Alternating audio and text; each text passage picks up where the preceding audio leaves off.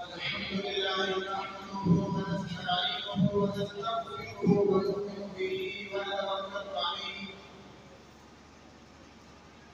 ونعوذ بالله من شرور انفسنا ومن سيئات اعمالنا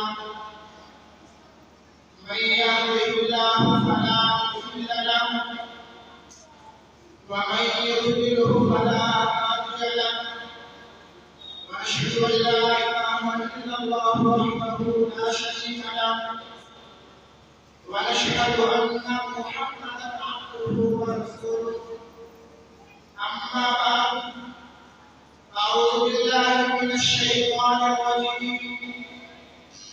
بسم الله الرحمن الرحيم انا نحن نزلنا الذكر وانا له لحافظون صدق الله العظيم وقال النبي صلى الله عليه وسلم خيركم من تعلم القرآن وعلمه أو كما قال عليه الصلاة والسلام معزز سامعین اسلام بزرگان دین اور استاد محترم حضرت مولانا وقار محمد ہاشم صاحب دامت برکاتہ اور اس اسٹیج پر بیٹھے ہوئے علماء کرام، اللہ رب العزت کا بے انتہا فضل و کرم اور احسان ہے کہ اللہ تبارک و تعالیٰ نے مجھ جیسے حقیر کو علماء کرام کی موجودگی میں بولنے کا شرف عطا فرمایا۔ دعا کرے کہ اللہ رب العزت مجھے صحیح بولنے اور ہم سب کو اس پر عمل کرنے کی توفیق عطا فرمائے۔ عزیزان گرامی، اللہ تبارک و تعالیٰ نے قرآن مقدس کو نازل کیا ہے۔ اللہ تبارک و تعالیٰ نے اس قرآن مقدس کو آقائے نامدار تاجدار مدینہ احمد مجتبیٰ فخر کونین محمد صلی اللہ علیہ وسلم پر نازل کیا، اس لیے کہ جس کے اوپر نازل کیا گیا وہ سب سے اعلیٰ ہے، وہ سب سے ارفع ہے، اس لیے کہ اللہ تبارک و تعالیٰ نے قرآن مقدس کے اندر ارشاد فرمایا وَرَفَعْنَا لَكَ ذِكْرَكَ، ہم نے اس قرآن مقدس کے اندر آخر نبی علیہ السلام کے مرتبے کو بڑھا دیا ہے، اس لیے کہ آپ علیہ السلام پہلے ہی آخر نبی ہے، اور جس وقت اس قرآن مقدس کو نازل کیا ہے تو اللہ تبارک و تعالیٰ نے مقام کے اعتبار سے، رتبے کے اعتبار سے اور زیادہ فضیلت عطا فرما دی، اس لیے کہ یہ وہ قرآن مقدس ہے جس قرآن مقدس کو سن کر عمر جیسا سخت دل آدمی بھی جس کی بڑی آیات سن کر عاشق ہو جاتا ہے۔ ہاں یہی وہ قرآن مقدس ہے جس کو سن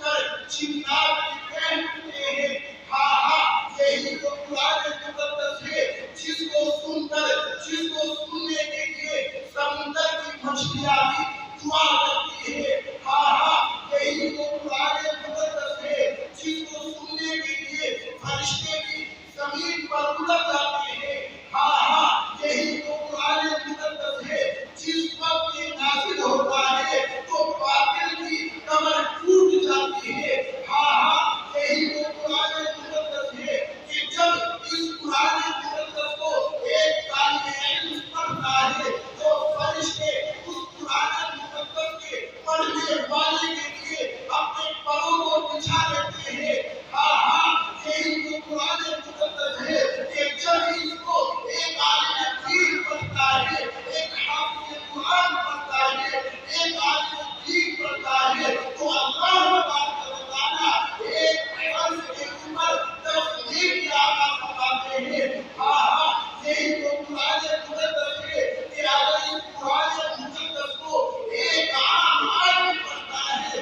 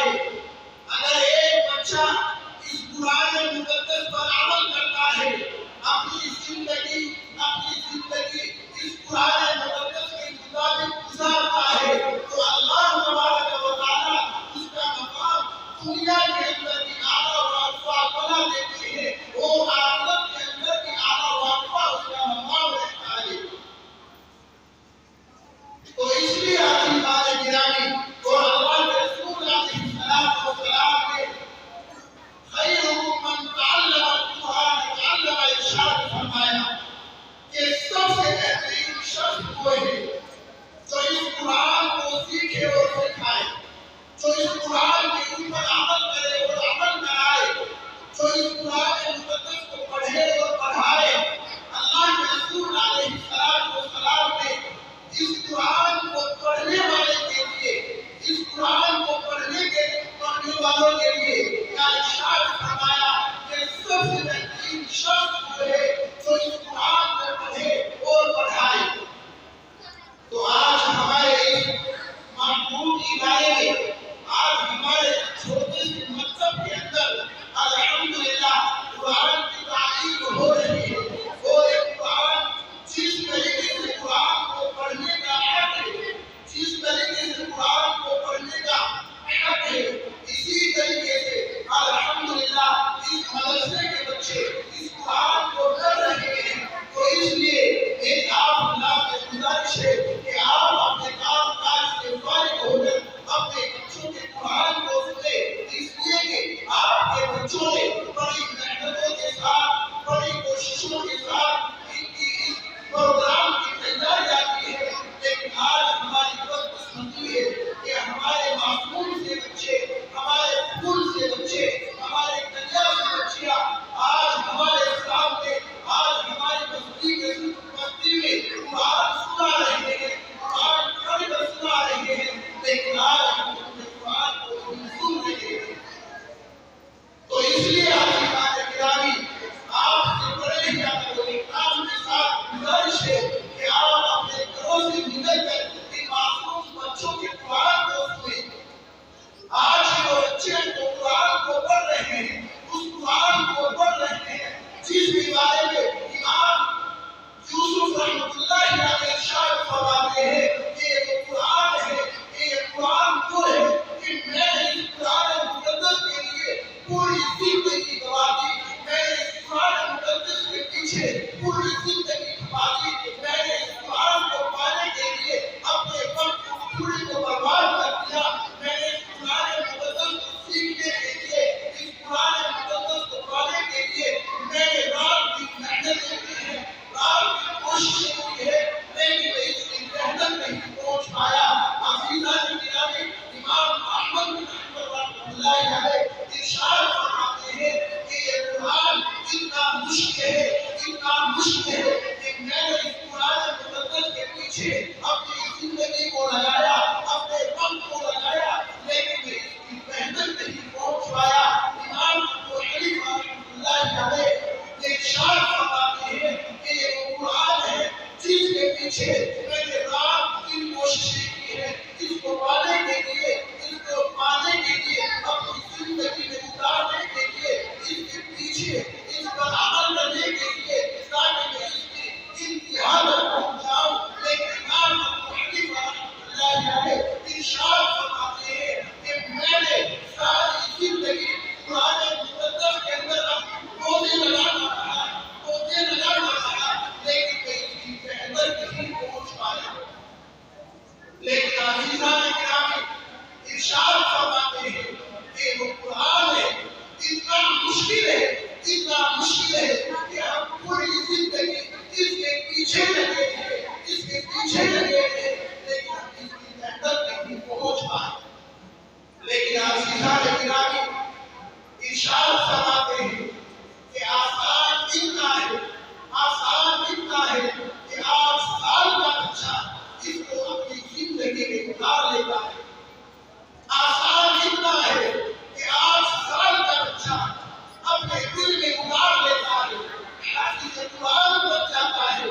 حافظ قرآن بن جاتا ہے، اور ایک آیت پر عمل کرنے والا بن جاتا ہے۔ عزیزان گرامی، آج وہی اس مکتب کے اندر، اس مدرسے کے اندر 8 زیادہ بچے جو پورے سال کی محنتوں کے بعد وہ کرشمہ آپ حضرات کے سامنے پیش کر رہے ہیں، تاکہ ہمارے ماں باپ ہمارے اس کرشمے کو سنے، اس قرآن کی تلاوت کو سنے جو ہمارے اساتذہ کرام نے ہم کو سکھایا ہے، ہم کو پڑھایا ہے۔ آج ہم اپنے والدین کے سامنے اس کرشمے کو پیش کریں، اس قرآن کی آیتوں کو پیش کریں، اس اپنے پڑھے لکھے کو پیش کریں۔ آج معصوم سے بچے آپ حضرات کے سامنے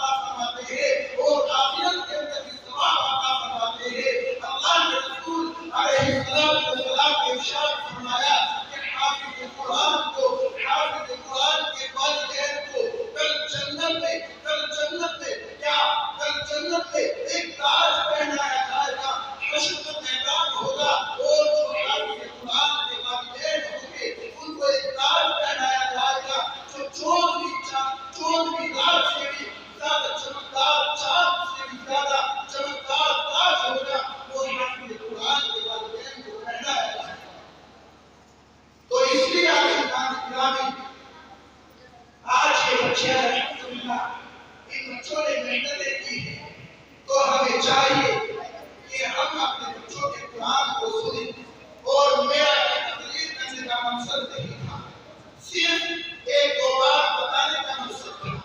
میں نے خطبے کے اندر ایک آیت تلاوت پیش فرمائی تھی، اِنَّا نَحْنُ نُزَّلْنَا الذِّكْرَ وَإِنَّا لَهُ لَحَافِظُونَ۔ اللہ تبارک و تعالیٰ نے ارشاد فرمایا کہ ہم ہی نے اس قرآن مقدس کو نازل کیا ہے اور ہم اس کی حفاظت کرنے والے ہیں۔ عزیزان گرامی، اس قرآن کا موجودہ مطلب یہ ہے کہ اگر آج ہم اس قرآن مقدس کی حفاظت نہیں کریں گے، اس پر عمل نہیں کریں گے، تو عزیزان گرامی اللہ تبارک و تعالیٰ نے اس قرآن مقدس کو نازل کرنے سے پہلے اللہ تبارک و تعالیٰ نے ارشاد فرمایا تھا کہ ہم ہی اس کی حفاظت کرنے والے ہیں اور ہم ہی اس کو اٹھا رہے ہیں۔ اگر آج ہم